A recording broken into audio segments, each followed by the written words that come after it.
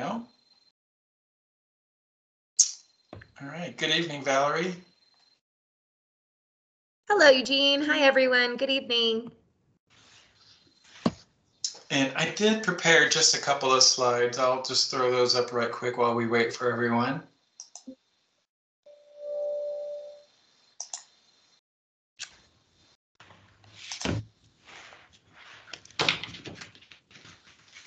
And let me put this in. Here we go.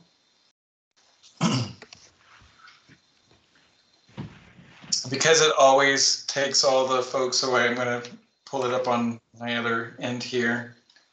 Sorry to not be looking at you all.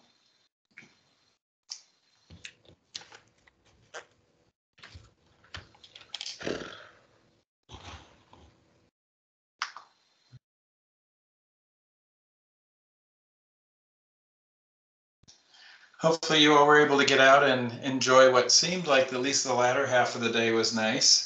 I don't think I've been out of my office all day.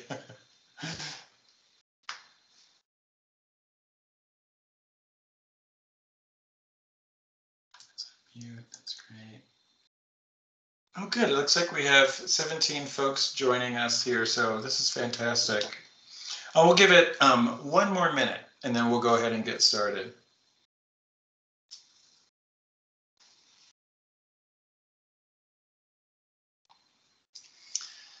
And, we're not quite ready to be back in person yet, but do know that should we have an opportunity to do so before this project is over, I do want to get a cake because today is our birthday, if you will, our 2-year anniversary at this, and I would love to be eating cake with you all right now. All right. All right, well, I'm going to go ahead and get started. I think we've got a good critical mass of folks here. So this is a quick overview of tonight's agenda. As I mentioned in the email, if you were able to receive that earlier today, we really do want to keep this conversation focused on an update from Annalise Hoke and Brad Weinig, who's also here joining Annalise tonight. Because housing and housing affordability is such an important topic, not only for the entire city, but really for West. And also a quick update on accessory dwelling units and some town hall informational opportunities that we've sort of set up to specifically for the Valverde neighborhood, but also including Athmar Park, which I'll touch on when we get to that. And then just really kind of outlining where we're going with the plan and what we would like to deliver to you all in November. We continue to talk about taking December off, but December will come with some homework, so you won't be completely devoid of West fun. But why don't we go ahead, and Annalise, I did not incorporate your presentation, so if you want to, I'm going to give you control, but I did want to put up the placeholder for you. And so, do I need to give it or did you take it? Did I successfully take it over and share my screen? I'm not sure. Something happened. Can folks see a slide deck or no? Oh, actually, I think we see yours now. Yes. Okay. Yeah, Annalise, I think we see yours. Yeah. Yeah, okay, expanding perfect. housing affordability, Annalise. Awesome. Perfect. Thanks all, and I want to introduce my colleague Brad Weinig and host, who's gonna we're gonna co-present, as this is a really critical partnership between the the Department of Community Planning and Development and the Department of Housing Stability. So Brad, I'll let you kick it off, and we'll cue through those slides. But really, we're going to try to keep this fairly brief because I'm sure many of you have a lot of questions, and we want to allow time for that in discussion. Absolutely, Annalise. Thank you. Thank you, Eugene, for having me. Thank you all for having Annalise and me. Happy second birthday, it sounds like. Thanks for having us on this special day. Hopefully you guys can get together soon and celebrate. But as Annalise mentioned, we'll try to keep this brief. You may have seen articles recently about kind of the release of what we're proposing in this regard, but we're still very much in the mode of also getting feedback on what we're talking about from community, which is why we're here. So come with your questions, ideas, thoughts at the end. But just quickly for those, I don't know to what extent Eugene has teed us up for you guys or not, but effectively this expanding housing affordability program is a name for kind of a multifaceted policy refresh and update that CPD and HOST are undertaking together, with the idea of really trying to create a new set of policies that ensures that as new housing is created, that we get a decent share of affordability along with it. Because as I think, as everybody knows, we're constantly behind and need to catch up. And we have some exciting updates to existing policies and some new policies to discuss with you. The new policy being the mandatory housing program, and the update being an update to our linkage fee program. Thanks, Annalise. Sorry. Go ahead. And as a reminder, this is these are exciting tools and policies, but they're really just one part of a much larger kind of housing strategy that we have at the City of Denver. I've got dozens of colleagues here at the City of Denver who are working kind of across the spectrum of need to address a multifaceted kind of housing problem. If you are interested, there's a link in the slide deck that I assume we'll be sharing, Annalise, that has a link to our current draft 5-year strategic plan for our department that kind of outlines for the next 5 years how we intend to deploy our resources and towards what measurable outcomes.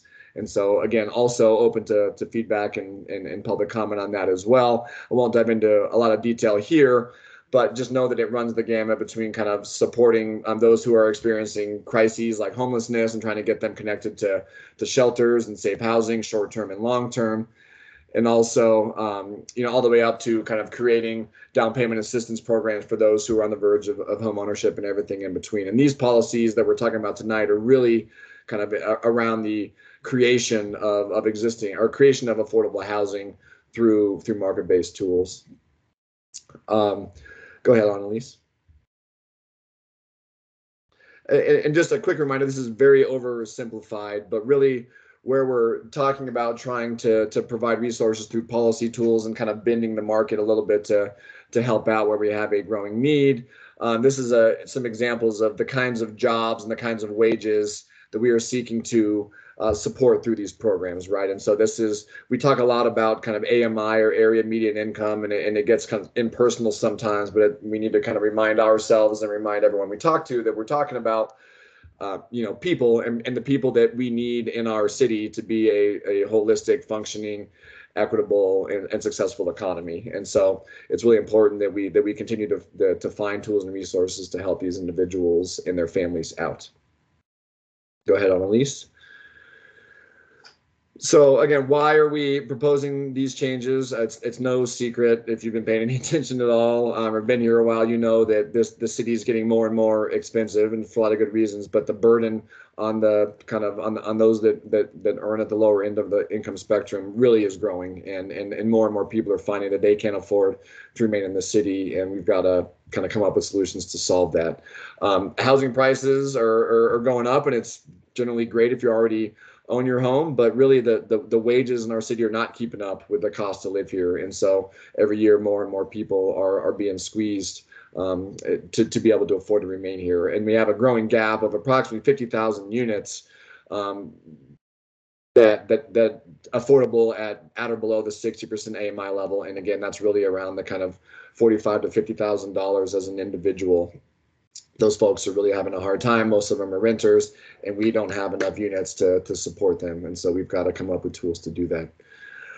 New housing that's created is great, and it's high quality and it's nice, but it generally serves a population with many more resources, really. So the market rate tools are really serving people above 80 and oftentimes well north of that 80% AMI. And so really there's a gap growing between kind of where we can provide deeply subsidized housing and where the market is serving, and that's where these policies intend to play. Really, the new part of this policy, what we're going to call mandatory housing, was enabled by the state legislation by action that they took in May of this year, overturning a longstanding kind of Colorado Supreme Court designation that dictated that local jurisdictions were not legally allowed to require new rental developments to have a portion of them restricted to affordable. That was overturned, and so we're excited to kind of pursue a market-based strategy and take advantage while we have the opportunity to pair along with our linkage fee updates. And finally, everything we do at our department, at the at the Community Planning and Development Department and all of our peer agencies across the city, our goal is to try to implement our plans and create a more equitable, affordable, and inclusive Denver so that these policies are really squarely in line with those goals. Go ahead, Annalise. So real quickly, really the two proposals that we're talking about, again, one, a new policy, and then two, an update to an existing policy. The new policy is a mandatory housing requirement. So again, all new development of currently 8 units or more is what we're proposing, multifamily, both for sale and for rent, will be required to include a percentage of those units as income restricted and rent restricted or sale price restricted affordable housing. And on the other side, for all other developments, so small scale residential as well as all non-residential development, those will continue to pay the linkage fee, which is already kind of today's policy, but those fees we're seeking to kind of increase and right size based on some feasibility analysis that we've done over the last few weeks, and that's what we're kind of here to discuss with you and share with you. Annalise, you want to drive? Sure, perfect. I was getting a little scroll happy there. So thanks, Brad, for teeing that off. And I'm trying to track the questions in the chat, but hopefully we'll answer most of those. But we'll certainly kind of get to those. I'll swap with you. Try to watch the chat now. Oh, pardon? I'll try to watch the chat while you present. Yeah. So once again, Annalise Hook, I work in community planning and development and project manager for this effort. I just want to highlight something. I think we were with this group about a year or so ago, or even longer. I think it was around October of last year. And when we were connecting with you guys, it was a different project title. It was called the Affordable Housing Zoning Incentive. And we were talking about how do we leverage new development to create incentives to provide more affordable housing. And it was a great project and it was exciting. But I just really want to highlight on something that Brad alluded to, because I think it's really exciting, or at least it excites me, is that the reason why we were talking about it only in incentive land is because the state limited Denver and every city across the state of Colorado their ability to require that new housing contribute to affordable housing in terms of rental. And Denver adds thousands of rental units every year, but all of those are only serving higher income folks. So it's really exciting that what the state law passed allows us to really create what we're calling a mandatory affordable housing requirement and have that really come into play. So just want to acknowledge there's a shift in that, and I think it's an exciting opportunity that the city is kind of poised and ready to respond. A lot of other communities are just now starting to think about, oh, should we do this? And so maybe my enthusiasm, but I just wanted to highlight that distinction before I kind of jump through a couple of these next slides, because it's a great opportunity. And I'll also speak to the few caveats that are in that bill that kind of shape a little bit of how this proposal is. So in terms of kind of how we think about all new development, the key piece to take away from this slide is that any new development that's created, with the exception of accessory dwelling units and small additions, is contributing to affordable housing. However, how they contribute to affordable housing is going to look a little bit different. Councilwoman Torres' House bill is 211117, and I'll pop in the chat to that one as well. I don't have, I'll give you kind of the talking points of that when we kind of go back and reflect. But generally speaking, those smaller kind of infill developments of 1 to 7 units are going to continue to pay a linkage fee that's going to be at an increased rate to contribute to creating affordable housing throughout the city. Where the kind of new tool and policy comes into play is new developments of 8 or more units will be subject to what we're calling a mandatory affordable housing requirements. There is going to be some allowances for alternative compliance.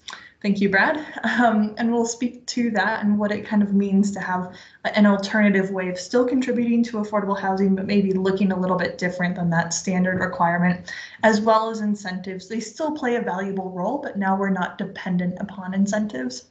And then kind of the last segment of development is office, retail, industrial type uses. They'll continue to also pay a linkage fee, but that linkage fee is going to be at a higher rate, contributing and providing more funds to the creation of affordable housing. So in terms of kind of the next few slides, we're going to walk through kind of the very high level piece of where that proposal's at.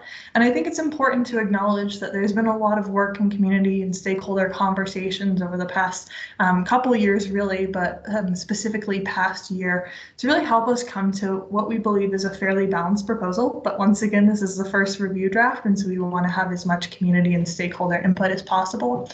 But what we're really trying to look at is identifying what our current housing needs are. With on the renter side, it's very much at 60% AMI and below, ownership up to 80% and even higher in some areas of the city, as well as our future housing needs, acknowledging that no new housing is being created that serves kind of moderate income households. You can read more about that in kind of the first couple of pages of our policy document, which is linked here, and we'll be sure to drop it in the chat too for ease of access. We also looked at a lot of other cities to understand how did their programs operate, what was successful about them, what was challenging, and what would work successfully for Denver. It's important to note that there's no perfect community that has it just right, that's a simple copy paste, but we wanted to make sure that we were kind of in a line with those other communities.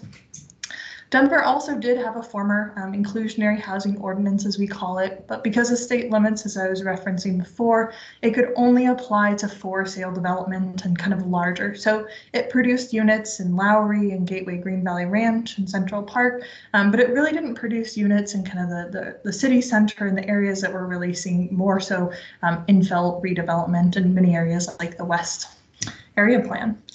We also have a current incentive overlay near the 38th and Blake Station. There's a lot of lessons learned there. Namely, the production of units is fairly low at about 4 to 5%, and it's not serving the lower income households where the need's the greatest. We also did a pretty robust study in financial feasibility. And some of you might be wondering, why are we talking about financial feasibility? Well, if you note in all of our slides, kind of the tagline of this project is through market-based tools. And what that means is that we are trying to leverage the private development market to contribute to meeting affordable housing. And the reality is, because we're not giving them subsidy like we do with many of our affordable housing partners, they need to still ensure that they're meeting those return metrics that their investors are expecting to see. And so financial feasibility helps us understand at what level can we ask more of development while still ensuring that development can continue to move forward. Because without no new housing, we don't get any new affordable housing.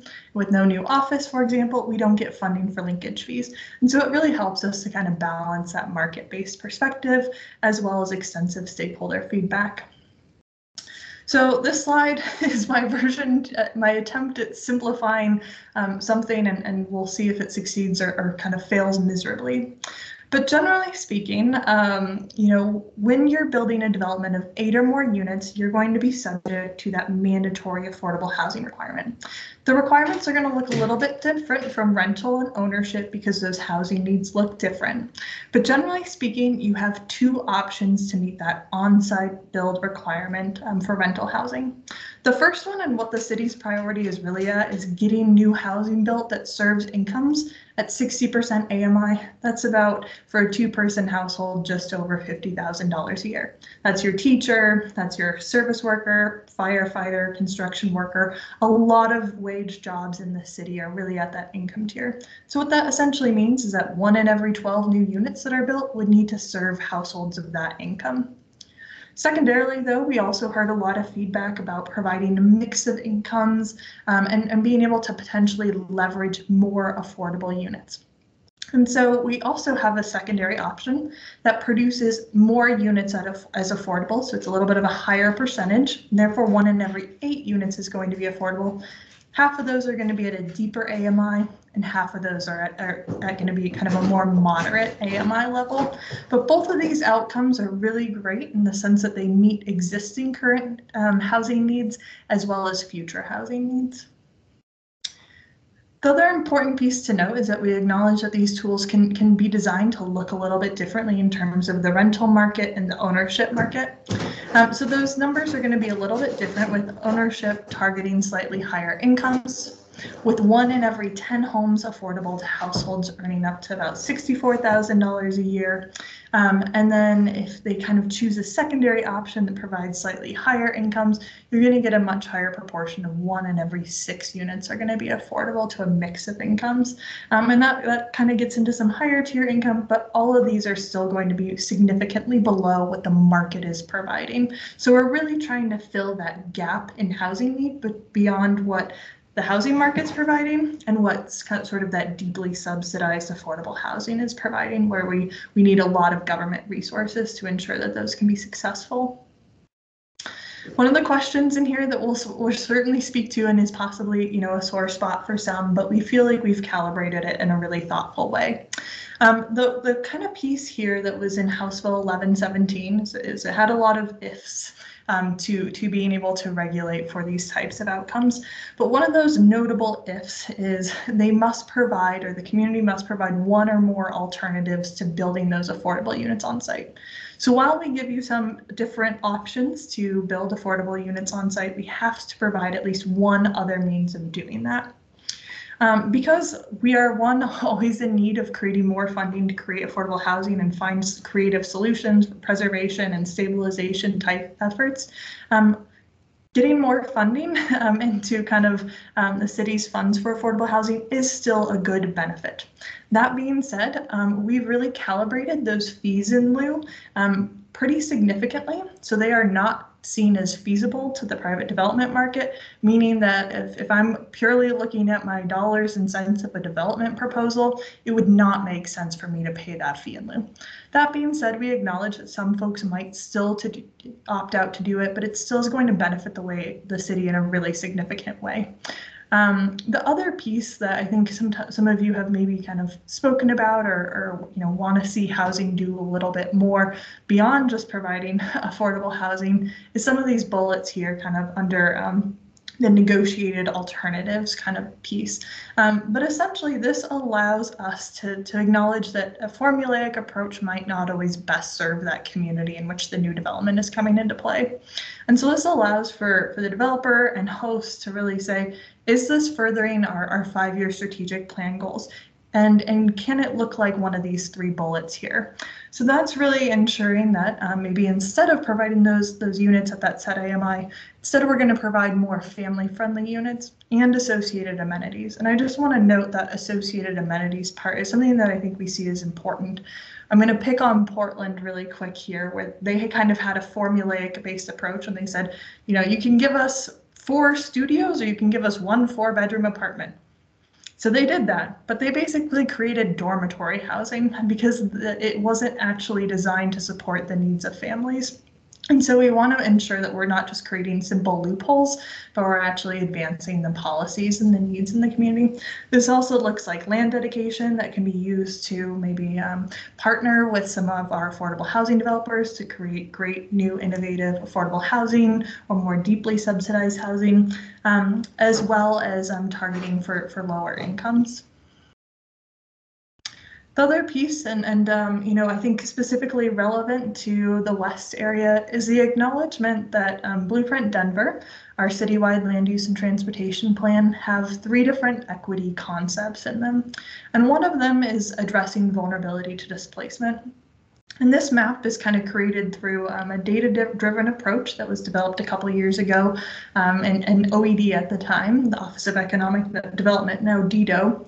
But it was really trying to quantify and understand which neighborhoods might be at risk of involuntary displacement. And as you can see, the west side, or the inverted L, is certainly kind of popping up in there.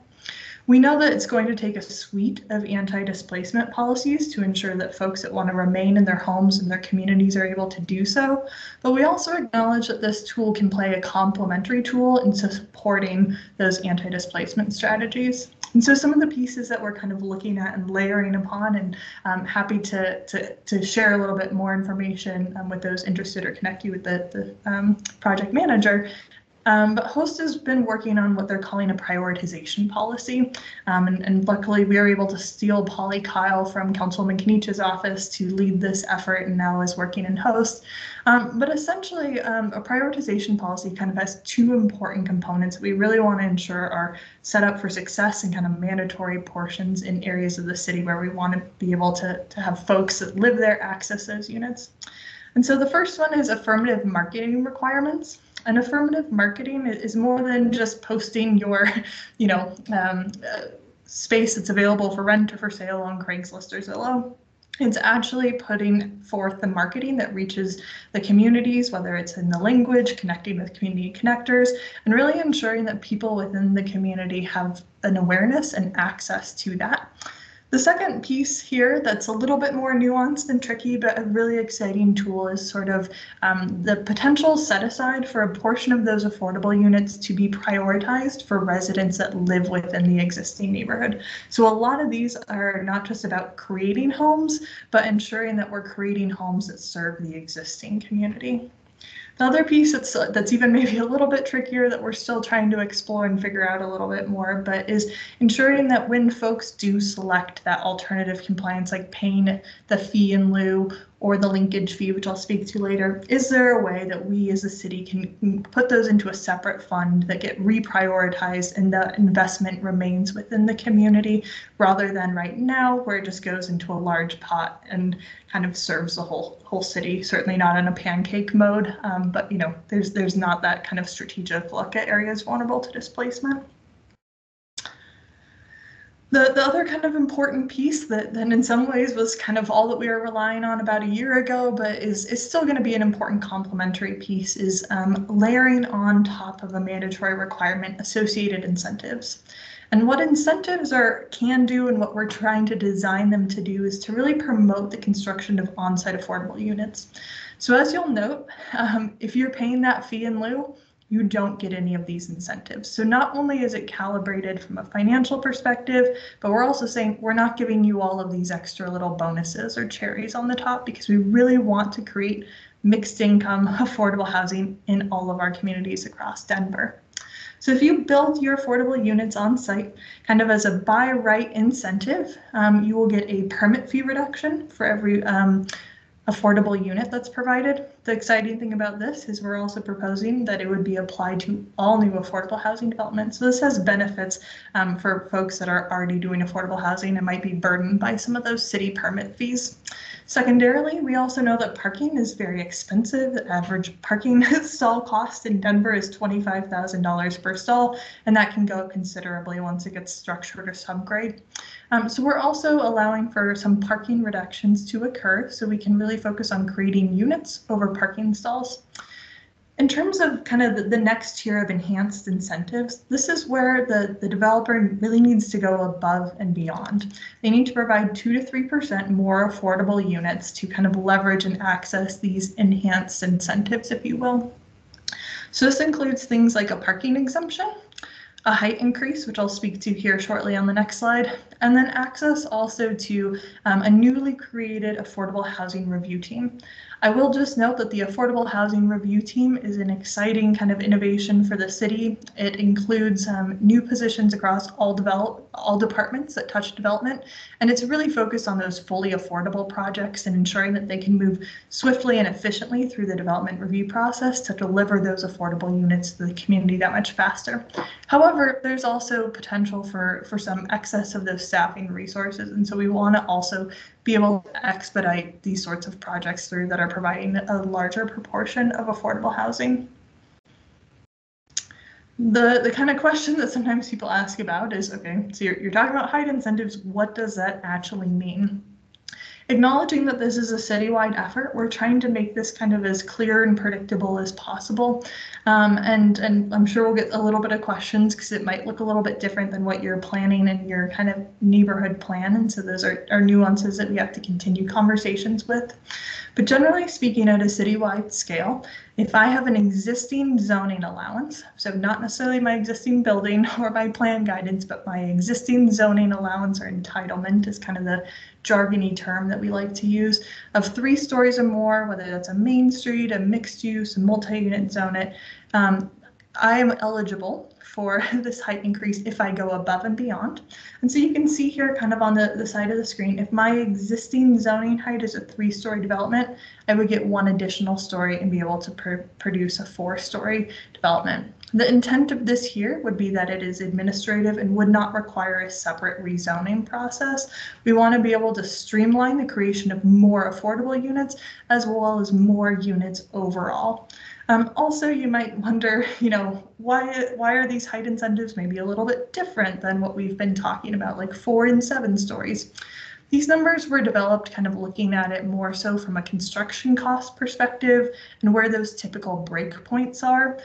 So sometimes going from a 5 to an 8-story building doesn't always pencil out on paper. You jump into a different construction type, so it actually might not be as advantageous. So we're really trying to balance the proposed increases with something that is truly tangible that can be used by the development industry to achieve the city's goals on housing. I'm going to just walk through a quick few examples, and I'm probably spending more time on these and creating more questions, but I know it's also a lot of information to digest. So just kind of walking through a quick example. If I were to build a new 5-story mixed-use development in the city of Denver under this existing proposal as it stands here today, I have 2 different options. The first option, I could build all of my units at 60% AMI, and I would create 7 of those units as affordable.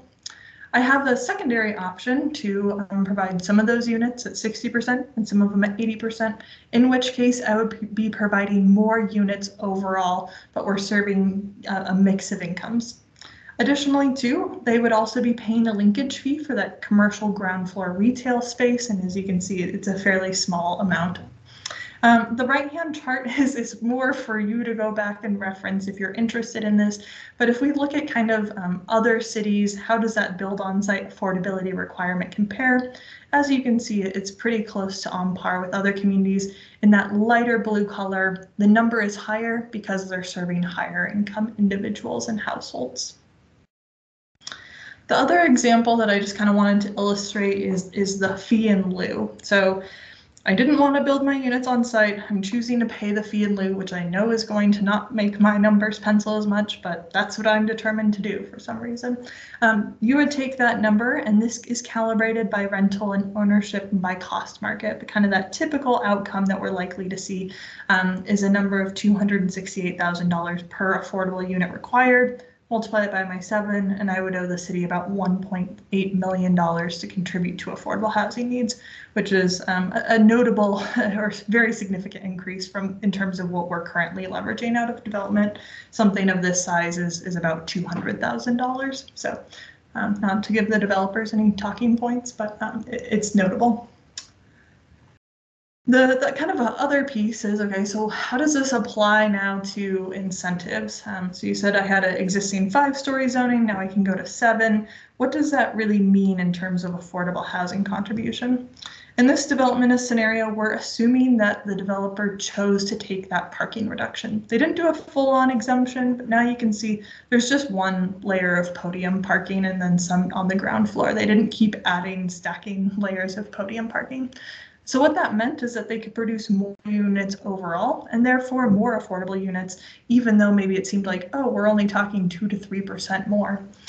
As you can see, the percentage, increases moderately, but the actual numbers of affordable units nearly doubles. And so we're not only creating more affordable units, but we're also kind of reinforcing the desired growth patterns around transit and our major corridors and getting more people, where there's great access to all of those amenities that you guys are really kind of identifying through your area plan. The last kind of piece,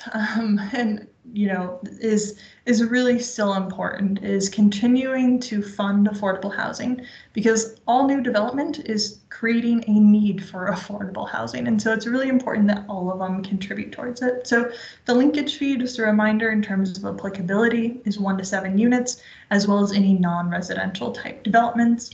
Our current fees, it depends on your use type and kind of a few other pieces, but generally speaking, you're going to be paying no more than $1.83 per square foot for that linkage fee. what is in the proposal, and you can see kind of the breakdown of it in a little bit more detail, is an increase of $4 to $8 per square foot, and that varies based off of what type of use. So a commercial, office or retail is going to be paying that higher fee, whereas new single family homes or industrial is going to be on the lower end of that fee.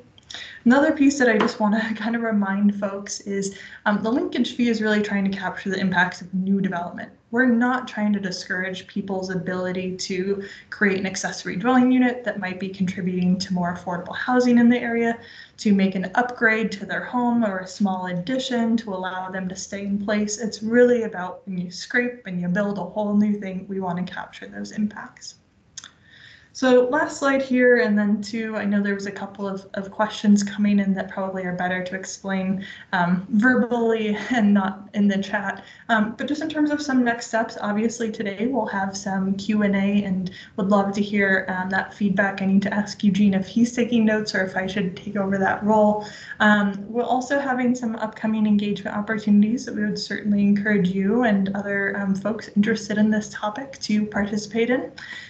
Two of those are office hours, and office hours probably sounds boring and we should come up with a better name for it.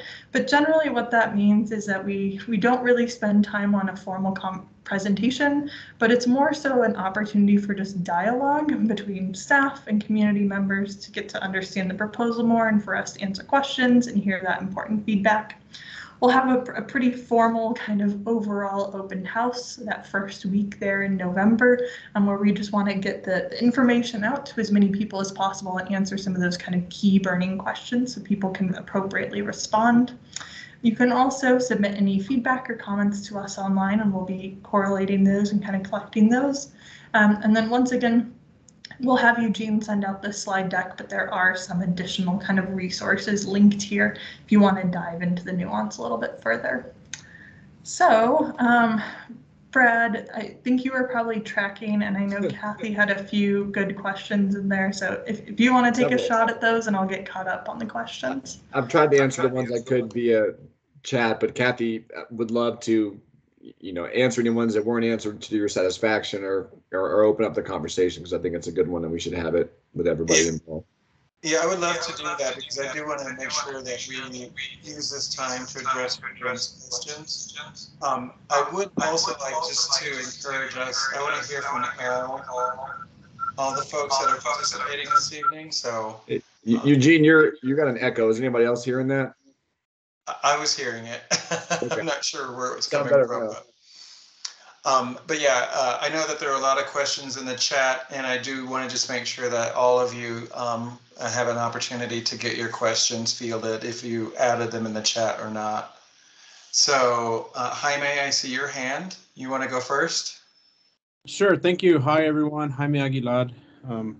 But I'll take the shout out to Councilwoman Torres. I wish I was important. Oh, hello. Good to see you again. I had a couple of questions. The first one had to do with from the first slide, and then you referenced it later. I think about the artists, how those people are, how this group of folks are thought about. We've lost a lot of musicians and studio artists, and then we hear stories, of like artists living in their spaces and stuff like that. So actually, like, I didn't see them in there, but it also kind of made me think, well, what about like artist space? Like, can this type of affordability come into like affordable artist space? As we think about, some of the things that were part of that conversation, we think about, infill, like where have we looked at or talked about infill even in this area plan, and are those opportunities to look at, below 60 AMI, even this artist group as being part of those professions, like where do they fit in? Because you said wage earners, but some folks their wage earning is amazing. And I think that's built part of the culture and what I have and value in our area, in regards to our area plan and where I live currently.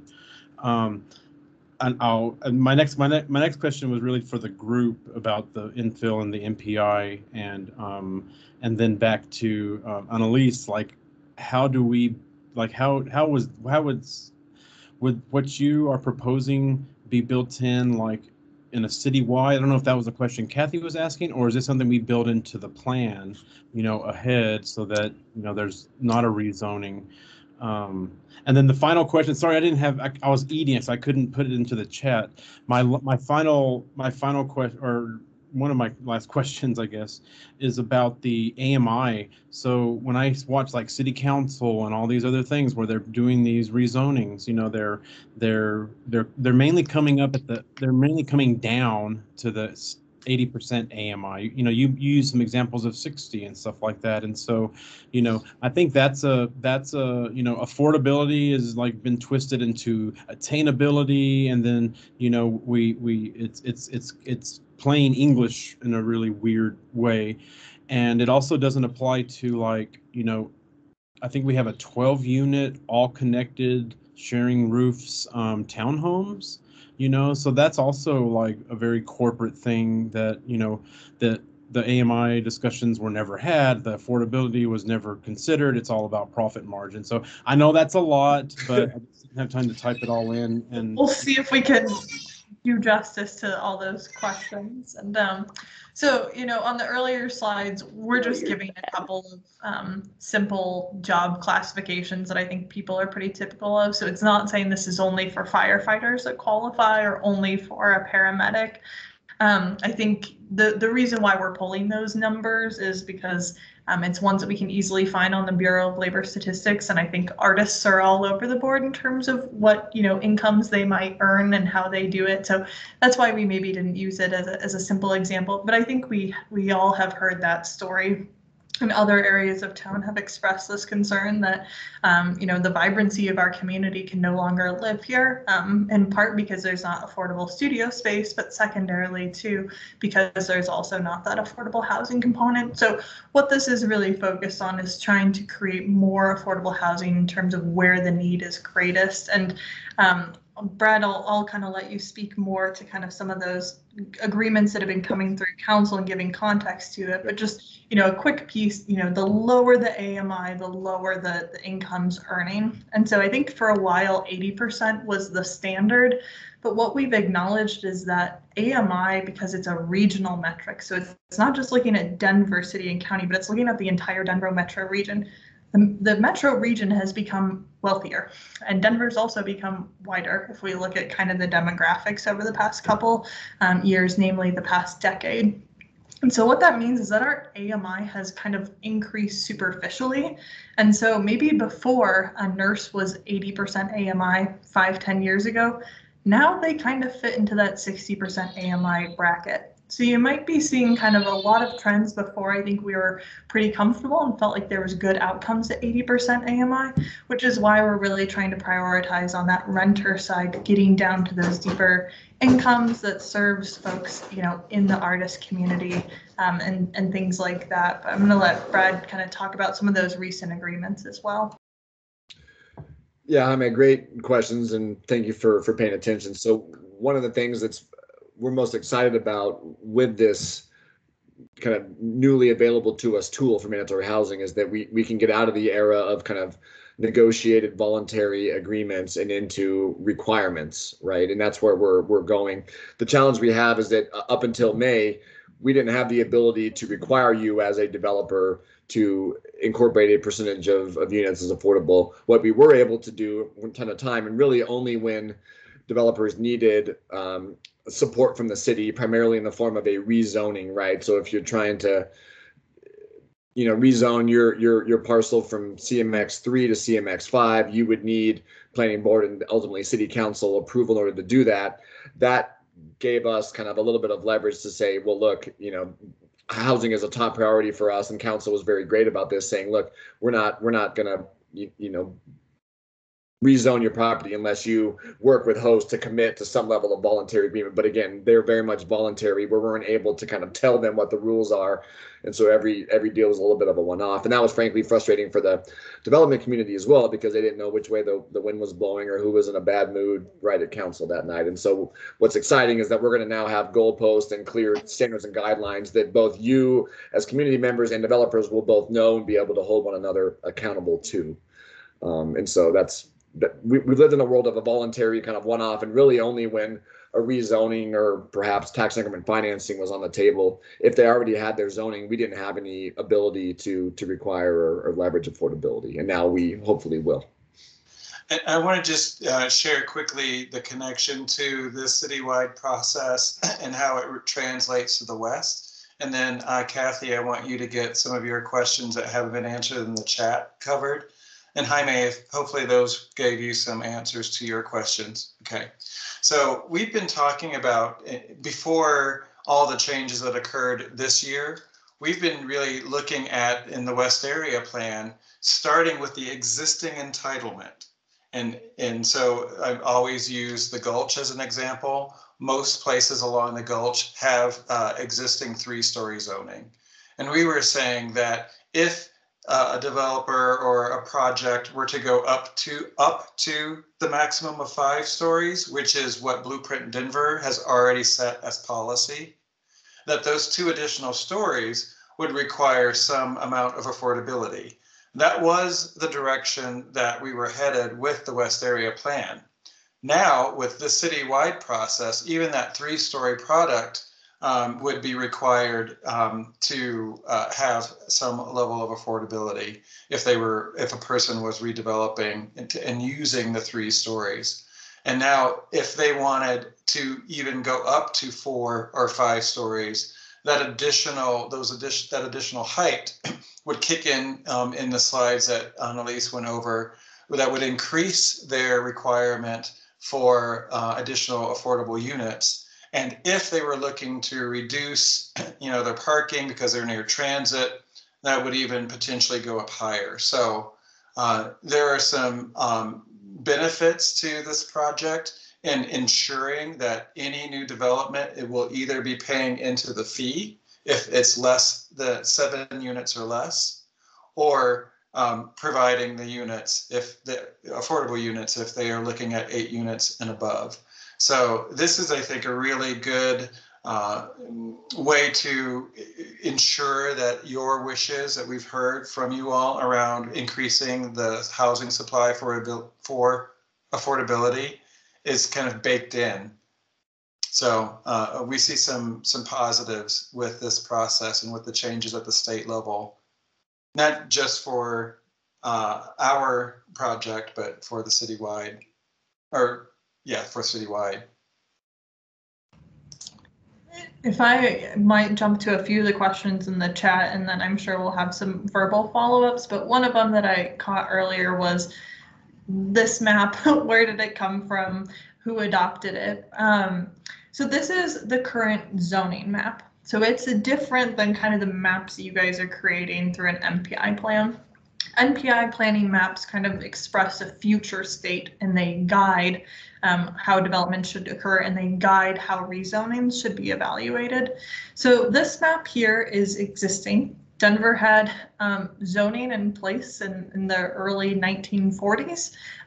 Obviously, it looks a lot different than it did then. And in 2010, we adopted the new Denver zoning code, which covers the vast majority of the city of Denver.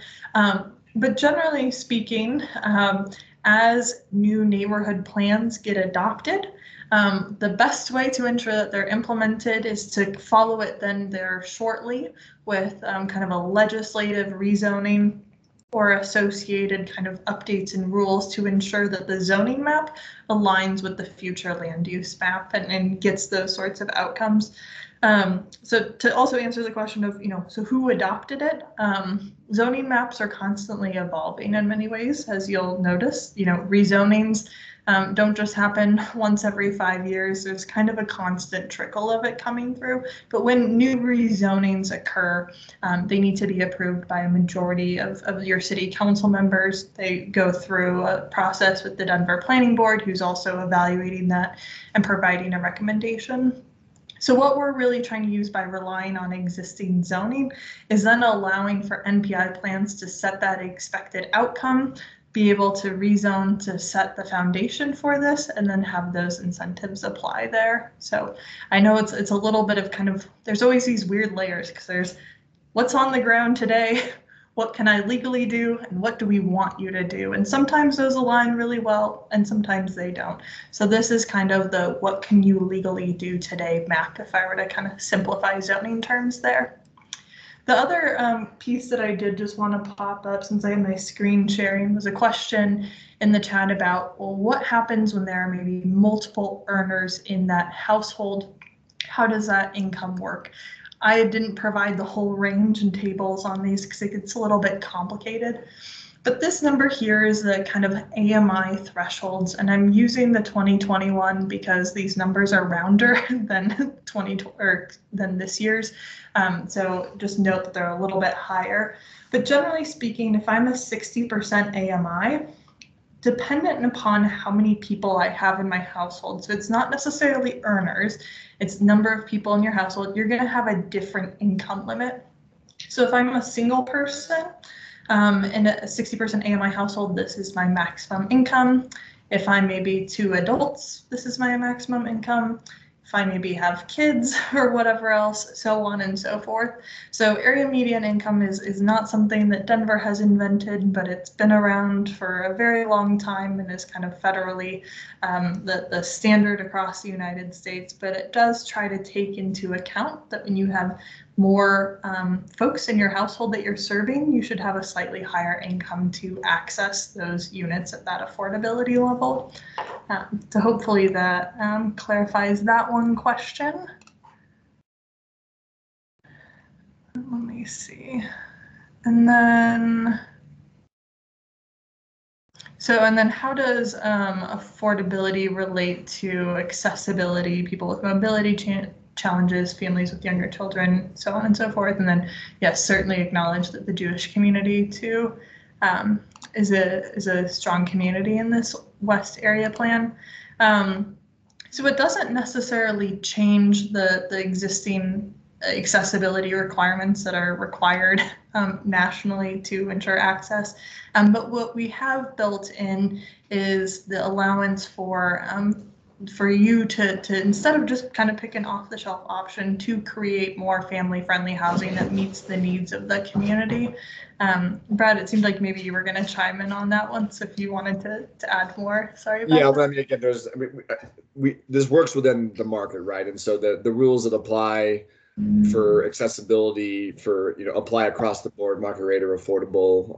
And I recognize that oftentimes that they don't maybe meet all the needs. But what Annalise was hinting at was that one of the alternative compliance options, right? If a neighborhood has identified that we really need a slew of kind of 4-bedroom apartments with shared amenities all on one floor, so that multi-generational families can access it, including those who are mobility challenged, right? If that becomes an identified need, we may be able to negotiate with a developer in the area who wants to do a market rate development to say, hey, look, you got to help us find land or acquire land to support what we've identified as the greatest need. And we might say, look, that instead of building your affordable units on site, we'll let you build this development market rate if you are able to donate land that we can then work with perhaps a nonprofit or a housing authority partner to create a more specialized housing development in need. And so that's that's not going to be that'll be the exception, not the rule, right? We want to have as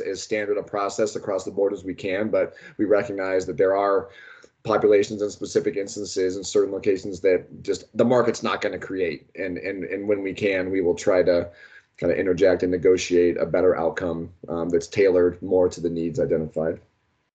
And Brad, before we jump to Kathy's question, the other piece that maybe was in the chat that I would love for you to answer is, is this how all affordable housing is created? And the simple answer is no, this is a brand new tool. Would you mind just sharing a little bit about how HOST supports the creation of affordable housing and all the important work you do? Yeah, I can try. And again, I think that may have even been from Kathy, if I recall correctly. But so one, Kathy, I encourage you very much to kind of look at our strategic plan and comment, broadly if you see things in there that you don't agree with. But effectively, one of the challenges that we have, right, is that by and large we need to work within existing tools and resources that we can leverage. And the primary tool that we can leverage for the rental development side is the Low Income Housing Tax Credit Program. It's an IRS federal program that has rules and regs, and every state administers it a little bit differently. But one of the I think structural challenges with that program is that it effectively has baked in incentives to build affordable housing in existing low income inverted L neighborhoods, because you effectively get more money. On top of that, typically land is a little bit cheaper, and unfortunately the kind of anti-development pressures don't exist as strongly there as they do in higher opportunity, wealthier, wider neighborhoods, right? And so that's been one of our bigger challenges that we've had to overcome. And so that's one thing that we're excited about with this program, is that it's kind of agnostic to neighborhood. If you're building apartments or building multifamily development or building condos, a percentage of those have to be affordable, or you have to write a big check so that we can then turn around and create those affordable units in those neighborhoods. And so on the for sale side, it's even harder because there aren't programs like the Low Income Housing Tax Credit Program to leverage, and so it's more expensive for our department to invest in. But we are increasingly investing in a variety of homeownership programs, ranging from kind of home buyer counseling and down payment assistance programs to land trust. I saw there was a question about land trust. We have a couple of really strong and a couple more growing land trusts that we want to continue to support. We like the model that they produce. We like the long-term stewardship that they provide. And we do have some kind of deed restricted for sale, programs as well that try to keep an affordable stock of home ownership units available to those who otherwise wouldn't be able to afford it. I don't know if that's, and I know it's probably not a fully satisfactory question because this is a highly complicated and long-standing issue, but we are excited about the kind of flexibility and citywide applicability of these programs that we really haven't had in our tool shed before. All right, Kathy, thank you for your patience. You're up. Yeah, I was wondering if you could put back that one map again about the current zoning that shows the city of Denver. I thought that was sort of an interesting map, because when I look at this program, it seems like it really is geared toward promoting more rental units versus home ownership units. And even if you're looking at this zoning map where you're showing the multi-unit zones in Denver, or the commercial zones, I would think there would be a great need of affordable housing sort of in Southeast Denver and East Denver, but then the zoning doesn't seem to reflect the opportunity to be able to do that. And so it's going to, again, sort of segregate zoning as a tool to have certain types of housing types, and perhaps continues to destabilize neighborhoods with a higher ratio of rental units versus home ownership units. So I'm concerned that the program kind of doesn't have an equal ability to really incorporate throughout the whole city of Denver, based on what you've already set up, what you already acknowledge as far as the types of units and where they would be sited in the areas where the zone districts is more receptive for them. And so that's something to me that's an issue within this program that needs to be addressed in order to avoid continuing this redlining inverted L, so we have segregation still based on income. And Kathy, I think you are hitting on a really important point, and something that I think I don't want to give an excuse here, but what I'm going to say probably will sound a little bit like an excuse. Blueprint Denver and our NPI plans say a lot of things about how we need to holistically address housing. And one of those is kind of talking about how do we create a greater diversity of housing types throughout our city. The vast majority of the land in the city of Denver is still only zoned for single unit zoning. And we know that that is not conducive to meeting our housing needs. So what this system is really doing is it's not necessarily changing the zoning, because we know that that's another conversation that involves a lot of community members and is really important. But it's saying that if if through NPI processes and changes in zoning allowances, if the ability to do more multi-unit type housing exists, we want to be ensuring that we're creating on-site affordability, and we're still capturing the impacts of new kind of infill scrapes and rebuilds and things like that. So certainly hear that point and concern, because it's something that we're also too grappling with. But I think too, we've also learned through past implementation projects that when we try to tackle too much from a advancing policies forward way, the community can't understand it, and it kind of breaks down and falls apart. And that's part of why we're seeing what's happening here this You're month. repeating the same problem over and over again. You know, you're creating an extension of the problem over again. You're not really solving the problem.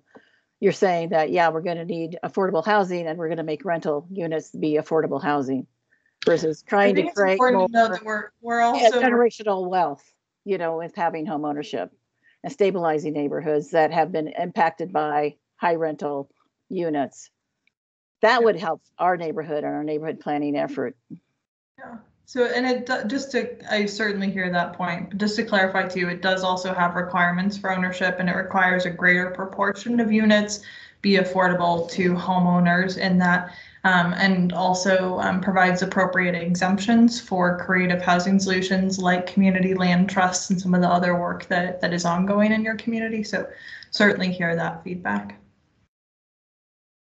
So I see Heidi and I see Corey. Heidi, would you like to go next? Sure. I don't even really know how to really talk about my question, I guess. I mean, I think I can certainly appreciate the restraints that that have been preventing Denver from being able to create a lot of things, affordability being one of them. And I think that with our NPI process, that we've all share a common thread around creating neighborhoods and creating commons and creating space that that attracts the type of developers who not only can and will build affordable housing, but also low income housing, Section 8, a lot of different things, creating. So when I hear when I hear sort of this plan, I think it's great that it's moving in the direction of more affordability, but I still see and sense a very strong this solution is coming from more of a developer top down than a bottom up from where we're coming from. I don't see that the 200 units that are rental units that are being built on West Colfax. I don't see how a few more affordable units in there is going to create the kind of naturally create the kind of neighborhood that are layered and multifaceted. I see what you're saying about, we want to encourage these things around light rail and around these benefits, but we don't really. Those benefits don't just come. So when we've got these nodes around public transit, like there really should be, I don't know how we do this, but there really should be even more of a requirement. And I'm the fear, and this is probably trauma from what we've seen in the West area around what has been built and what has been allowed that has destroyed our neighborhoods, and that's just straight up the truth. And so it is trauma around what is going to end up is going to be just very similar to what we're seeing now, with a little bit more affordability, but not enough to move any kind of dial, or to even have the more commercial, the more transit, the more all the things that we want and we're asking for in our plan. So it feels to me that still very much like we have to ask the developers how we can work with them to have them be able to do this, instead of building from the bottom up and attracting the developers who are looking to build community and not looking to build 200 units that they're going to sell in 5 years and make 10 million and be like, whatever, it's affordable.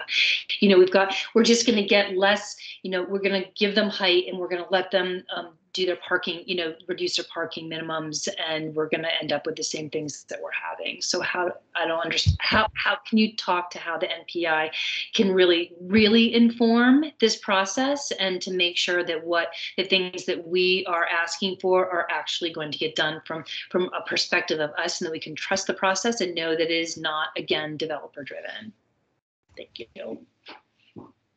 No, certainly. I'll let Eugene and Brad kind of add to this, but I'll try to take the first bit of it. And Heidi, really appreciate that just thoughtfulness, because I think you're right. This is still a small proportion. It's still not going to substantially kind of undo the significant change and loss of community and character and people, especially from the West area. So just want to acknowledge, I think, we know that this is not the silver bullet.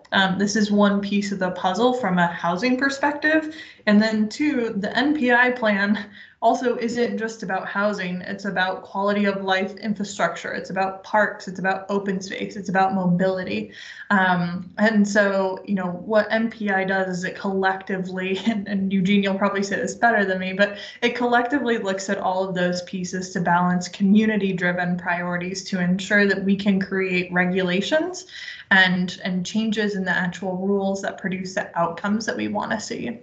And so your NPI plan is really critical in being clear about what those priorities are around housing, so we can ensure that we're implementing this in alignment with the NPI plans to get the best outcomes that we can.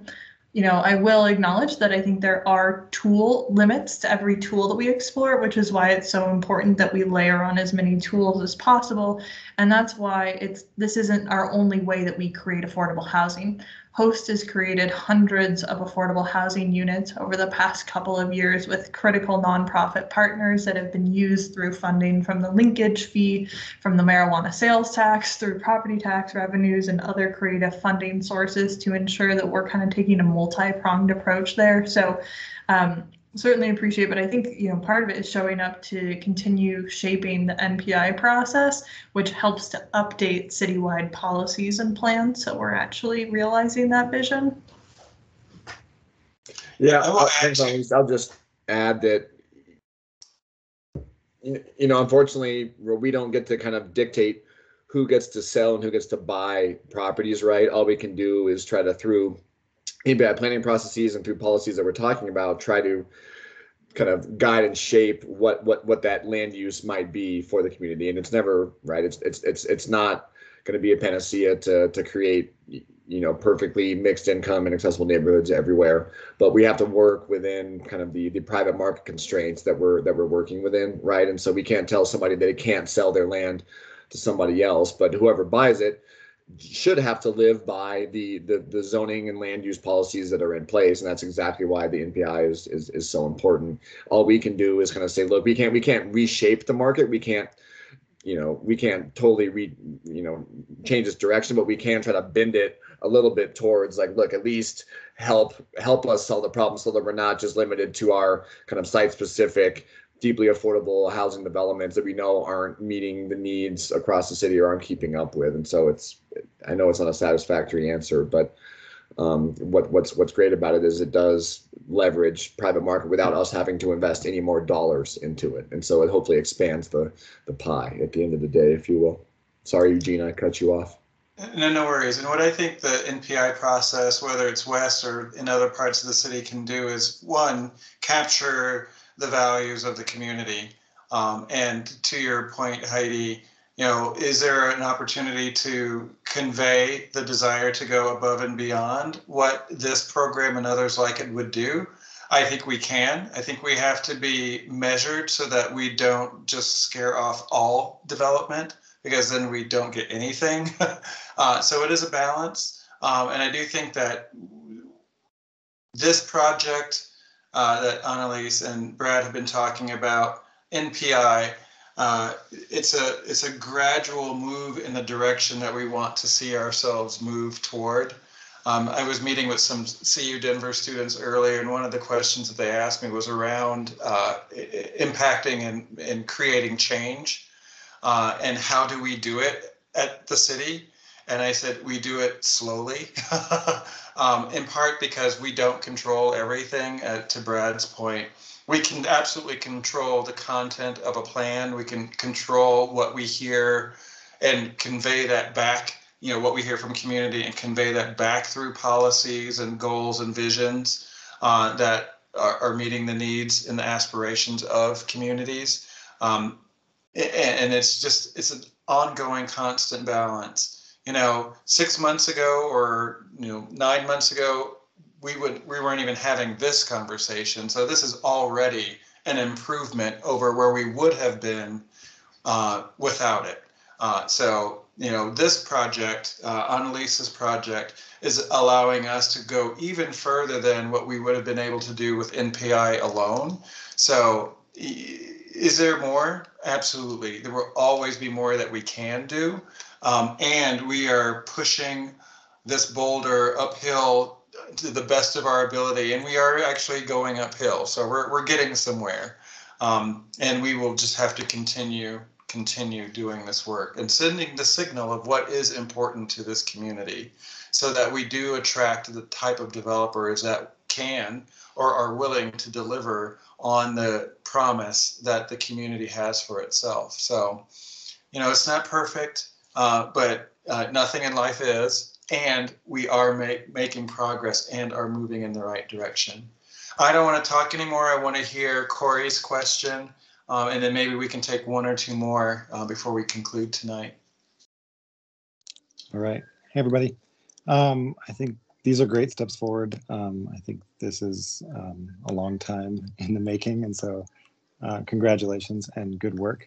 But it's less of a question, more of a comment. I think building off of what was just said in the last two questions, because the West area is made up predominantly of single-family, single-unit zoning and uses, this applies to some corridors and some certain areas of the West area. So I think it makes it extra important for us as the steering committee and the West Area Plan to explicitly talk about how housing affordability and homeownership can be addressed in those other areas, because it sounds like, because of politics and because of many different reasons, that couldn't necessarily be addressed in this policy refresh. And I understand why that can't be, but I think it makes it extra important that we really figure out what policy recommendations or what strategies we want to implement in this plan that can help address that, because it does make up a huge area of this, and it is a very important part.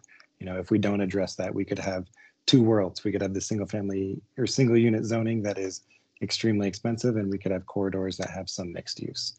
And so I think it's really important that we figure out how we can address that within this plan. Thanks, Corey. And just to add to that piece too, continue advocating within this plan, but also continue participating in this process. Yes, we're taking notes, we're collecting all of that, we're bringing this in, but once again, I'm like, who's on the call? But developers have lobbyists, they have lawyers, they have folks that are well resourced to ensure that their voices are represented in these processes. And our role as staff is to bring as balance of a proposal together that really speaks to the needs of the community as well, and the housing needs. But I just want to encourage you guys, we hear it, but also make sure that your council members hear it. Make sure that your community members hear it. If you want to see things like this change, advocate it for it in your NPI plans, and also show up to community meetings, things like that. You can, submit comments on our website, but just want to encourage continued participation, and, appreciate Eugene giving us, and all of you giving us an hour and a half of your evening this week. But I'm going to encourage you to participate and give us a little bit more so we can ensure that those policies are really serving your community. While I'm talking real quick, and I know, Corey, you might want to jump on in, but just to, I think it was Megan who had a question about, say I have two, minimum wage workers, do quick math on that at $15 an hour, we're talking about a $60,000-ish dollar household income. What that would mean is that they wouldn't apply for 60% AMI housing. They would be above it, but they would apply for 80% AMI housing. The reason why we're really targeting at 60% AMI over 80% AMI, I'm going to pop this graphic up really quickly. This is in our housing report. But generally speaking, so this kind of shows the range. But right now, actually, the market is able to provide enough units that are serving households at 80% AMI. Whereas when we start looking at below 60%, that's where the unit shortage really exists. And that's where people are most cost burdened and really at that high risk of involuntary displacement. So we acknowledge that there's needs across the entire spectrum, but just wanted to give that other graphic that I think just kind of illustrates a lot of data points fairly simply to really show why we are prioritizing at that 60% for rental sphere.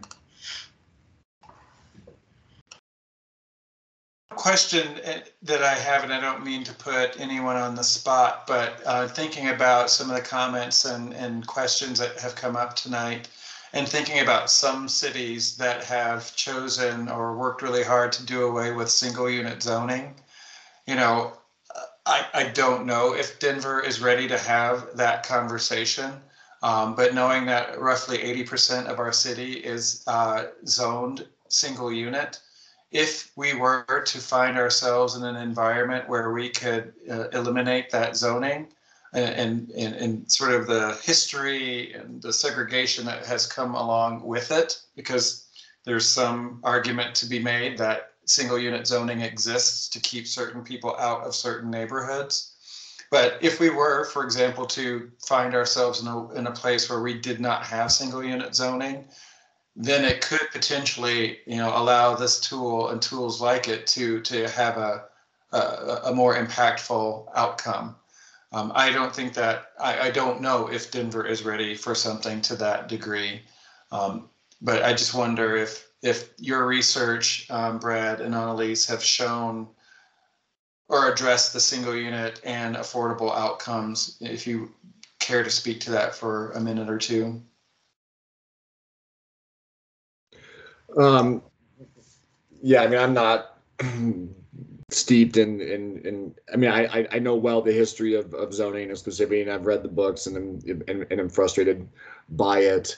I don't know. I mean, this is not, this policy probably isn't the tool through which to do that, but I do think to the extent to which neighborhood planning initiatives can start to push for that in their own, saying, look, we don't want single family zoning in our neighborhoods anymore, if that's in fact true, that I think is the best way to start to kind of to change that dynamic. I've not, you know, researched that. I know a couple of cities have attempted it. I think it's new. It's interesting to see how it goes and what impacts it will have on Annalise. I don't know if you have any other thoughts on it, but. Yeah, I think the only other piece, and I apologize, I was starting to write a response and then I thought I should just listen to what Eugene was saying. But generally speaking, I think too, the other piece is it's not just getting rid of, say, single unit zoning, because in many ways we can use even, say, portions of West Colfax of that as that example, where years ago it was single and 2 unit zoning, and then it got upzoned to allow for, you know, higher intensity, but there wasn't any affordability ties or building form standards, and so it didn't actually allow for people to stay in place. So yes, we added more housing supply, but the reality is a house that was built in the 1950s is always going to be cheaper than a house that is built today. And so I think part of it isn't just about changing zoning, but it's about also having appropriate tools and regulations in place. And that's where, you know, saying, hey, if you keep your existing single unit home, we'll allow you to build another home. So not just an ADU, but we'll allow you to build another home in your backyard, or we'll allow you to subdivide this or whatever else. And so I think too, just speaking to, there's no silver bullet to any of these things, which is why I think it's so exciting that you guys get to spend so much time through the NPI process thinking through all of these trade-offs and identifying the appropriate solutions for these, you know, key neighborhoods in Denver. All right, I see Sung's hand, and if there are no other burning questions, we may try to wrap things up for those Bronco fans in the audience. Yeah, I was just going to speak to exactly what Annalise said. Obviously the single unit zoning has constraints, but, rather identifying and thinking that eliminating single unit zoning is going to eliminate all our problems, it's not, right? And I think a large reason of why we do this planning effort is because we're thinking about the outcomes. And the outcome is we want to integrate affordability, not just along major commercial corridors, but in our lower scale residential neighborhoods, right? So I think that's where we start, and then we talk about, how do we get there? Is it modification of single family zoning? Maybe, yeah.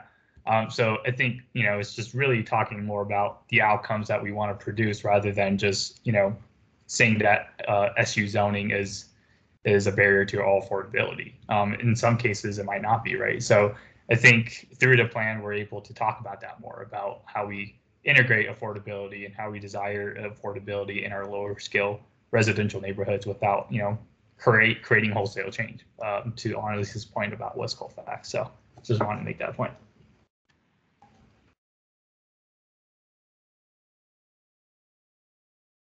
You're on mute.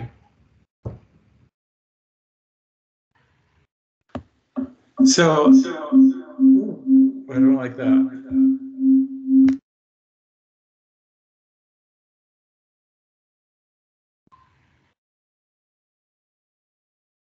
Sorry, I've got two computers going here. I will just sort of see if there's any last burning questions that haven't been covered, but before we let everyone go, I did want to just share with you that somewhat related to tonight's conversation, in keeping with Council District 3, which has been exploring allowing ADUs in parts of Council District 3 where they're not currently allowed.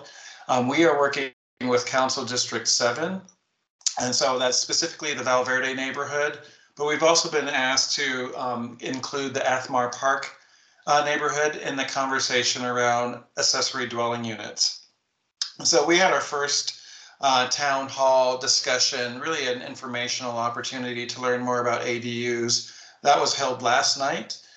We do have another set of conversations that will be hosted through Zoom. So for anyone that would like to learn a little bit more about the basics around accessory dwelling units, or know folks that would be interested in learning more about them, we do have 3 upcoming dates. The first one is this Saturday from 9 to 10:30 in the morning. Next Wednesday, the 27th, and then the following Saturday. So if you are interested, or folks who might be interested in wanting just to learn more about the basics, what ADUs are, what they're not, and kind of how they're governed, we'd encourage folks to sign up, and we will have that conversation. So I did want to make sure that we had at least a minute or two to make sure that you all were aware that this conversation for Council District 7 was taking place. And with that, I'll stop sharing this screen, but is there one last burning question that we haven't gotten to?